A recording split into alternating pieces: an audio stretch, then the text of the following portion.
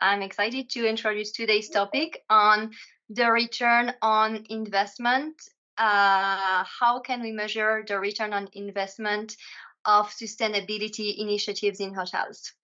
And for that, I have some really cool think tank members with me today. I have Shalana, Matthias, and Hilton. So if you guys can say a few words about yourself. Shalana, go ahead. Sure. Thanks, Hilton. Thanks, Celine, for the introduction. I'm Shalana Pereira, the founder of Retrace Hospitality, private client advisory based here in Sri Lanka, servicing private sector and public sector, so government and allied partners, stakeholders in the tourism sector here. So it's really looking at investment, development, and operational efficiencies with a specialization in projects that include or aspire to feature regenerative tourism. Glad to be on this conversation. And I'm Mattias Innocenti, based in Milan, and I'm Senior Director of Development for Accor Hotels. I work mainly in Greece and Italy. And obviously we are at the forefront for all the new project development, etc. And the topic of sustainability is becoming always more important, and investors and partners start asking questions. So it's an interesting times for us as well in our industry. Hi, good evening, everybody, or good afternoon or morning, depending where you are. My name is Hilton. I am the general manager of Garia Muganchai, which is a resort up in the mountains in northern Vietnam. I also have a second property in Vietnam called Home. As I mentioned, I work for Banyan Tree Hotels and Resorts. Sustainability is a key element of our DNA. So very excited to be involved and share ideas and experiences with like-minded people. We've worked on a couple of think tanks and conversations together in the past, and it's been incredibly fruitful and interesting to think and share different ideas from different people. So it's great to be here today. Thank you, everybody. And we are lucky today. We are really like different parts of the world. We have Asia, Europe, and the US, and we have operators, owners, consultants, and investors on this call. So that's a great lineup. The idea today is to speak a little bit about so the measurement of the return on investment of sustainability initiatives.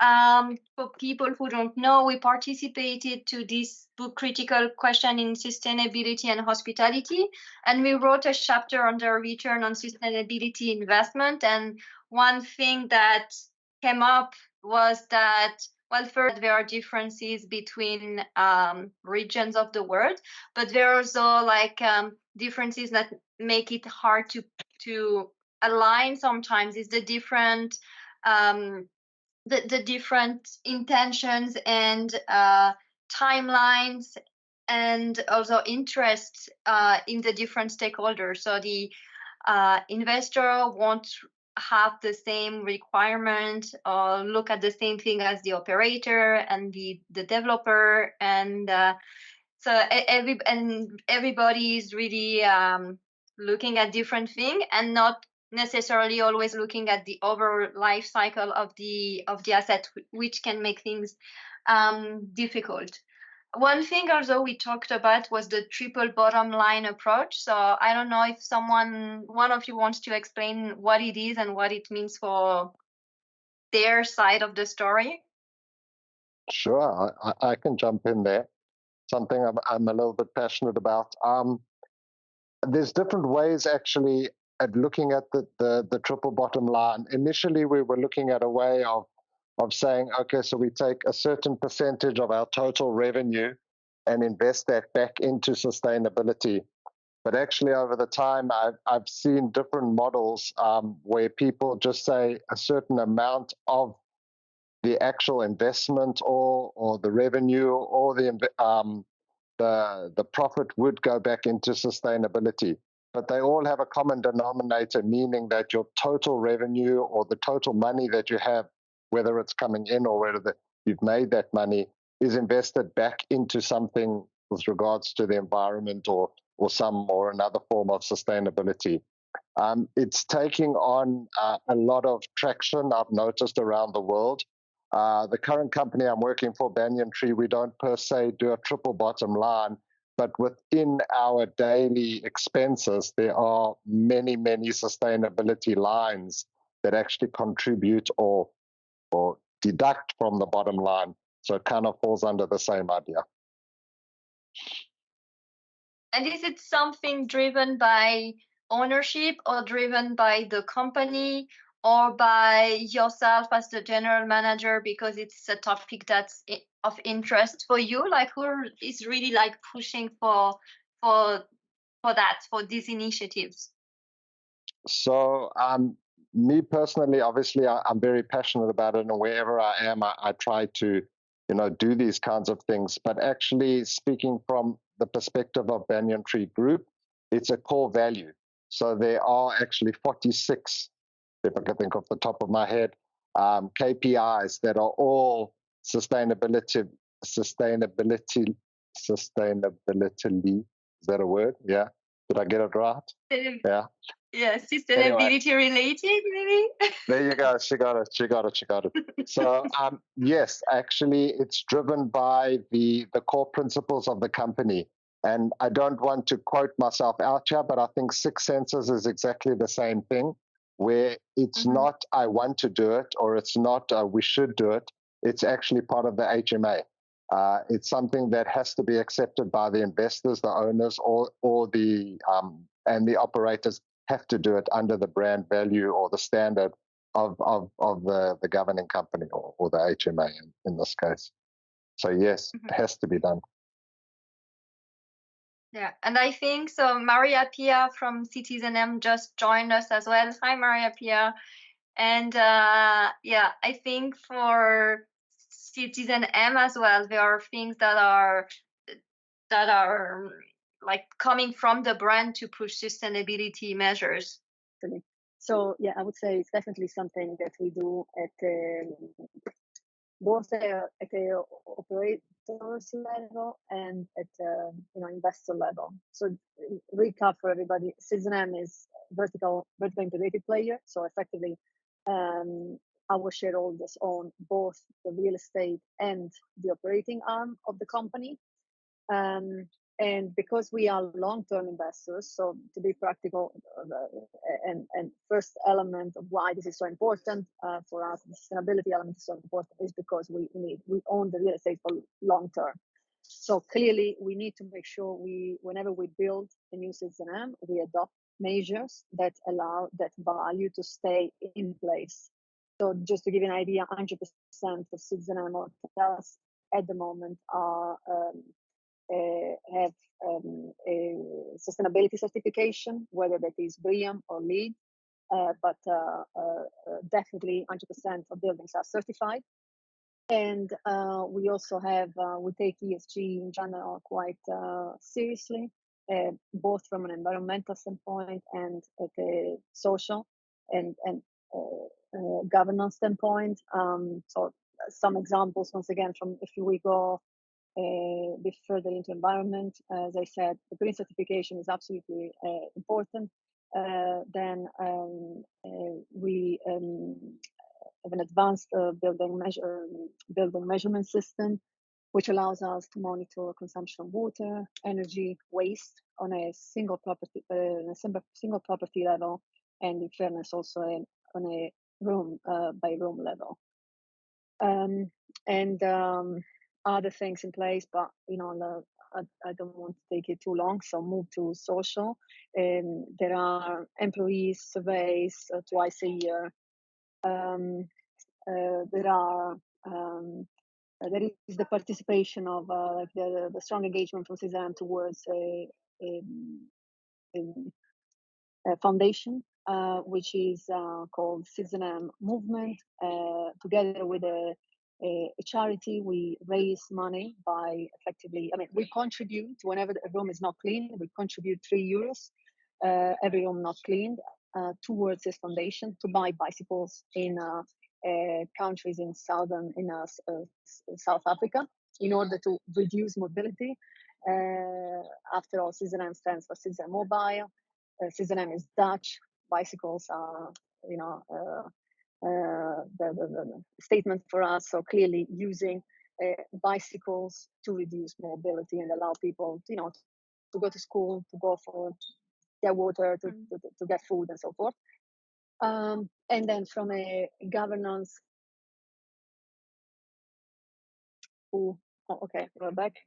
So, and from a governance standpoint, we make, we've done great improvements. We have research and stats confirming that we go towards more parity also at the higher, at the top level, towards balance of gender balance when it comes to the executive board, variety in terms of ethnicity, race, sex orientation, and so forth. And we also have procedures in place to select our suppliers. So we have a user benchmark called Core Bodies, which effectively rates the suppliers based on certain that we use globally, based on certain elements such as the way they use the condition, the work conditions of the employees, the gender and the gender balance in the company, the salaries, the sustainability elements, and so forth. There's plenty of actions that we put in place, and we have a quite comprehensive ESG report that we effectively publish every year. Now at the moment a little bit, with a little bit of lagging a little bit behind. So now the one available is from 2022, with all the information on it available. If you Google CZM ESG report 2022, you'll see all the information that I, of course, much more detailed that I just shared. Wow, that's a lot of things doing a lot of and it covers really the full spectrum of sustainability, not just it's really like all the different aspects. So yeah, that's great. Yeah, it's really, as I said, ESG is really serious.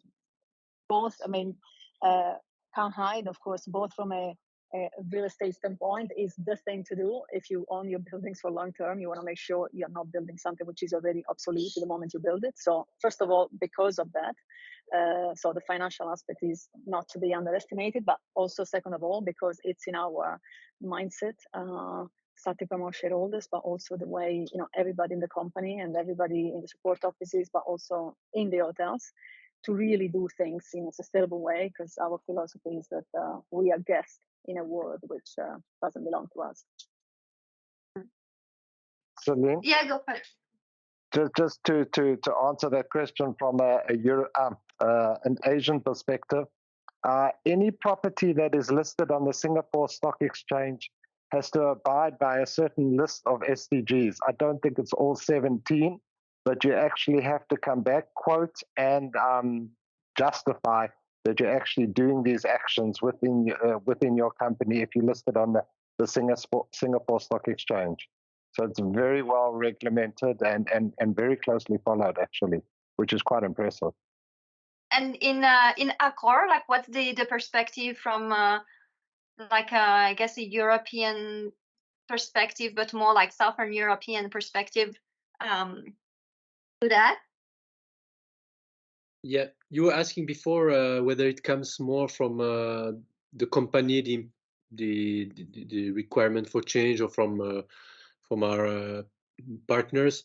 But it's both. Obviously, we as Accor, as any of the large companies today, we are committed to reducing our net zero carbon emissions by 2050. We should be neutral. We have also a first threshold in 2030 it's a reduction of almost 50%. So we are definitely committed, and we issued in 2022, I think it was our first bond indexed to sustainable development targets for $700 million. So it's something that we take very seriously. We are training our teams as well. So we have had a large scale throughout the company training last year and this year. Extensive training, actually, very, very well structured. And we are trying to do our part for the change. Obviously, it cannot be just us as an operator not owning the asset. We cannot do it single-handedly. So we also require now, especially for new builds, we require our partners to commit to a certain level of sustainability, as Maria Pia mentioned, being LEED certification, Green Key, BREEAM, or others. So we require them to also perform and deliver sustainable buildings. But as well, we see that it comes from them. So they also ask us what to do, what they can do to improve their buildings. It's increasingly also a worry that green finance, and local legislation as well could require our partners to change, and so they are trying to be ahead of the curve and benefit from all the grants that they can get at the moment in the market to make that change. So they come to us to ask what they can do, what should be done on existing hotels. So that's a bit for the sustainability. For gender equality, and so it's something that's actually been in the DNA of Accor for a long time. So we were adopting our first charter of gender equality in the 70s. So that's something that we've been doing for a while. It's been again in 2012 a group-wide objective, and so we relaunched this gender equality initiative under a network name called RISE. So yes, we are quite active in that sphere, I would say. I don't know if you had any more specific questions, Celine, that I can answer to. No, it was more like a general, overview from each of you, like from the perspective of each of you. So yeah, we obviously also joined the Global Sustainable Tourism Council in 2000. I think it was in 2022. So we are part of this organism, because we believe that as a company, we can play a big role to transform the industry and show the industry the path to take, and be a precursor, a pioneer actor in that sense. Well, not say pioneer because we are quite late generally, all of us, to the game, but yeah, we want to strongly help to change things. yeah, it's hard to find the alignments between the ESG requirements and the financial requirement, but now there's more data available, no? And like, I don't know, like if you invest in this, you're gonna have a bill reduction from that perspective, or yeah, Shalana, sorry. Last remark there. It's quite interesting that you specified the SEC. So essentially what I'm hearing is Europe has quite a solid or robust regulatory framework that is working towards net zero targets or science-based emissions targets, right? Greenhouse gas targets, so on, that are quite stringent across the European Union. The US in that regards, does that mean that, are you guys anticipating that the regulatory environment will move in the direction of the European, in the sense that there will be more of a focus on targets not being finance or traditional ROI measurements of finance, and more in alignment with where your investor returns are more in alignment with larger climate and environmental targets that are signed on these global agreements such as COP and others. And I know the US is signatory or party to several, but not all. How are you guys seeing that play out in the coming years?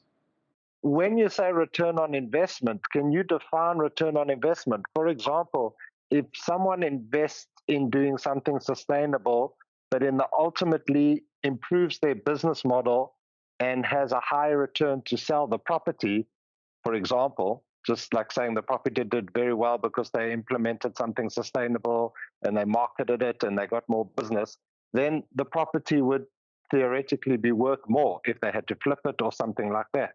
Or when you say return on investment, is it just the GOP of that month or that year? How do you equate to where does the investment go in terms of return on investment? Where's the return on investment? Is it long term? Is it just year to date? Or is here in Europe, if you especially if you want to have a certain type of loans, especially in these times with better interest rates, and if you want to keep the building for longer, or if you don't want it to be discounted when you sell it, even if by 5-7 years time, you definitely, and you are doing it's a heavy development, you're definitely adopting, at least in general terms, you're adopting some sustainability measures. So I'm not saying you're going necessarily for gas-free properties as we are doing, but maybe you go for renewable energy or other things that allow you to monitor a little bit more the consumption of your bills, of your your utilities, of your waste, and see what kind of waste you produce, and keep record, track record of various years, and so forth. But from what you're saying, it sounds like in the US, all this heavy thinking about, does it have, is it sustainable or not? Or, if I need to refurbish it, then let me better go for like some sustainable measures. It looks like these kind of thoughts are not there yet. And as Celine was pointing out earlier, for now, the main focus for now, because you are at an infant stage of this process, would be on the E. So the S or the G comes at definitely they will come at a later stage. But when it's other people's money, it's always very difficult. You have to go with the politics, or you have to go with what they want to invest in. We're all very passionate about it, and we'll go and plant 1,000 trees, and we won't refurnish the chairs. But from an owner's perspective or a political perspective, it definitely plays a major role. It's very important that you said that, because you have to see it from both sides of the street. It's totally understandable. I mean, I disagree, but it's totally understandable.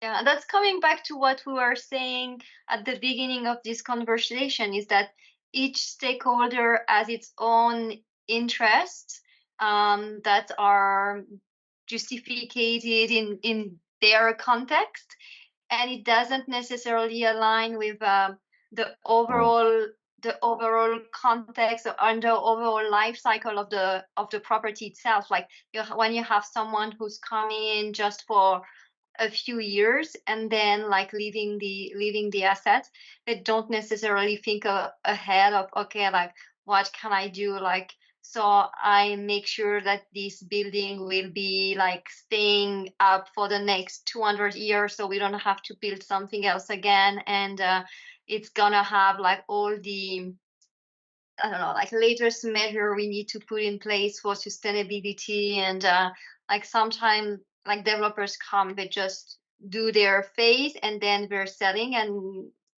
they give the baby to someone else, and they have to deal with that. But that's also the one of the issue, like how do you align everybody's timeline and interests?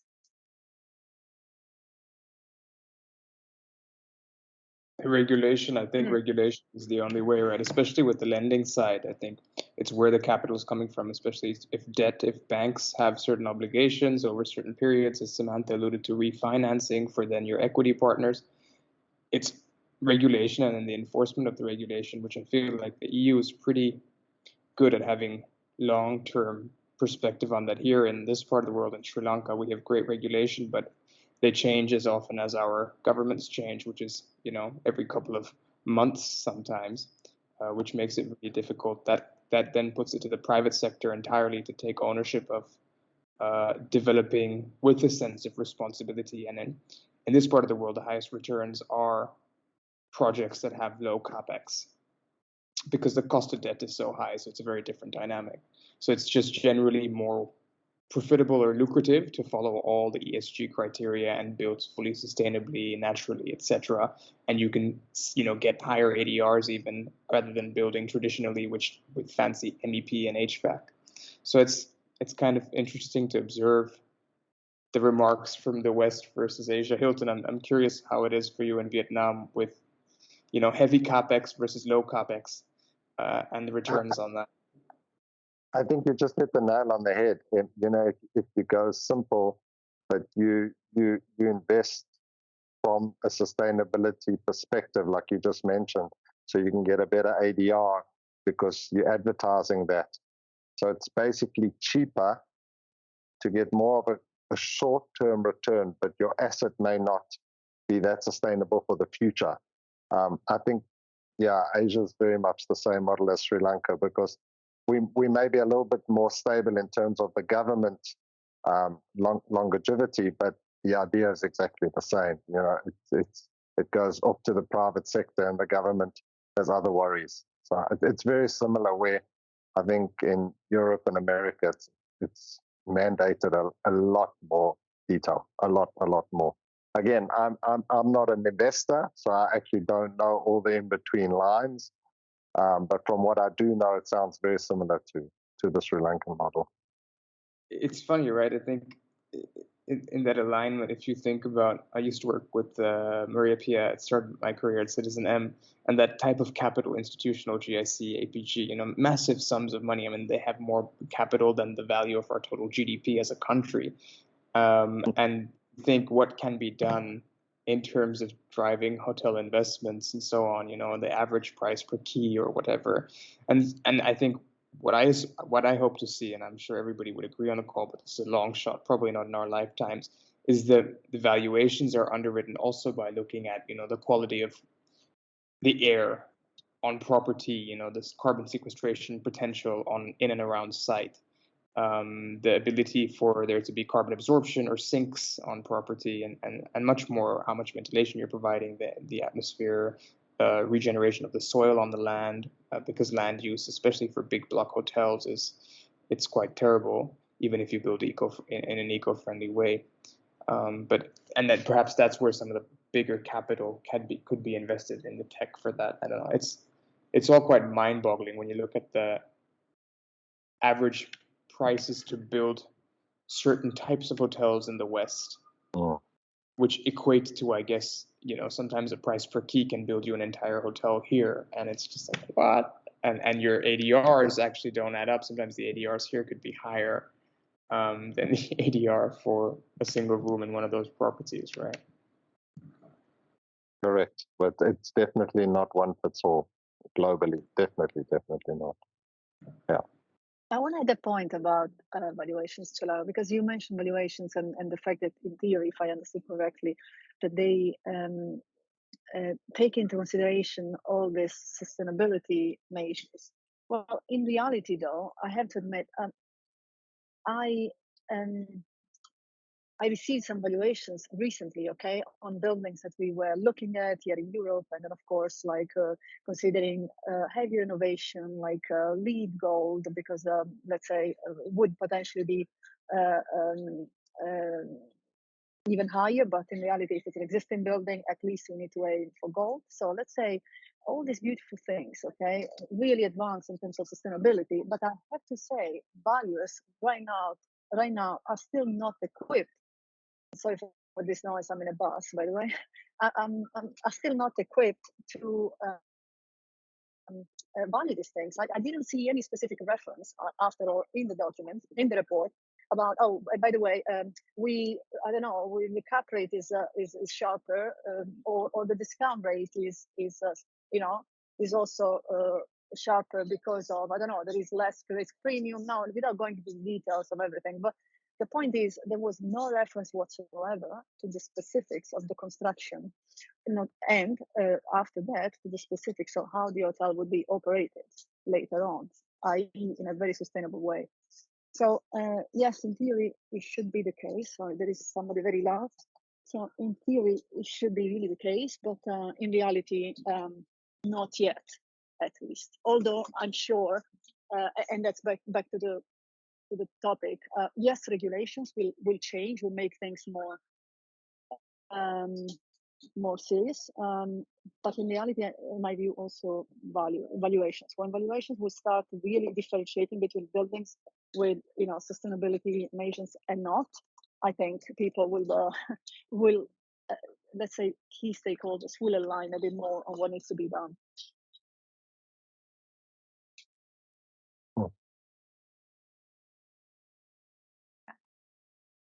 I think, Selina, it would be quite interesting to define what different companies and different people perceive ROI to be.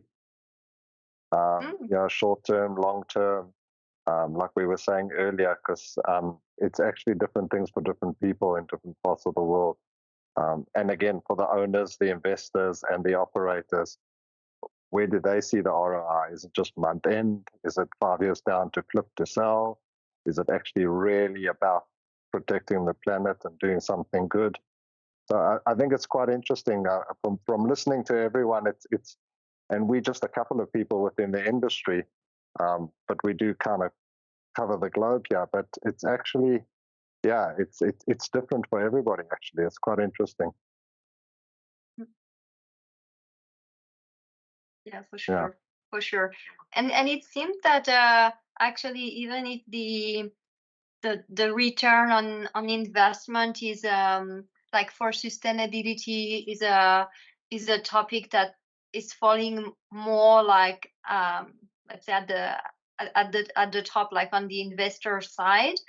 It's still like the responsibility of putting in place all these measures and delivering on them is still heavily on the operations and on the hotel management, on the operator as well, and not necessarily like coming from top to bottom, but really more like an initiative from the bottom up.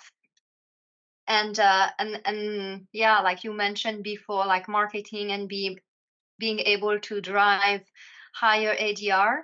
And it seems that at the moment, because as Maria pointed out, you can't really use valuations to evaluate the value of the building with taking sustainability into consideration.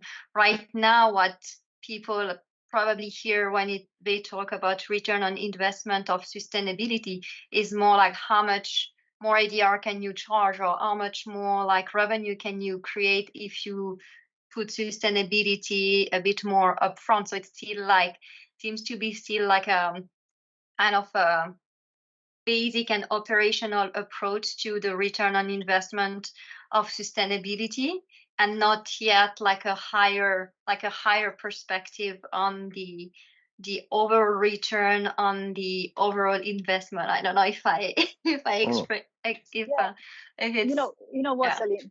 I think actually this is considered in fairness. So people, it's like a waterproof measure, right? That people adopt because they know that if whatever they do, of course, it has to be meaningful action and sustainability will waterproof a building, and there are way more chances that the building will keep value, or well, there are different views, but keep the same value, or anyway increase in value depending what is the benchmark, than if they didn't do anything. So for sure, this idea of doing things for value is definitely there. The point is, it's very difficult right now to measure, to quantify really for sure. So, if I do this, it means that I can increase my value on a square meter basis by X. This is what is not there yet, I have to say. But for sure, the preserving value is well understood and is definitely there in case of ESG actions. I think it will come very shortly, at least in Europe. It will come because more and more, it's like the big elephant in the room. Everybody's talking about it. And as I said, values need to start really understanding how to Oh gosh, this guy with the radio. Really, so it's tough to talk about these things with people playing music in a very busy bus. But anyway, I'll try my best. So, yeah, anyway, you know what I'm trying to say. So, yes, I have to review. Thank you, everybody. I think next month's topic around how can operating agreement can help push and support sustainability, enforce sustainability measures will be an interesting and actually a good follow-up to this conversation. Actually, I'm looking forward to see you all on that call. And yeah, thank you all so much for being here.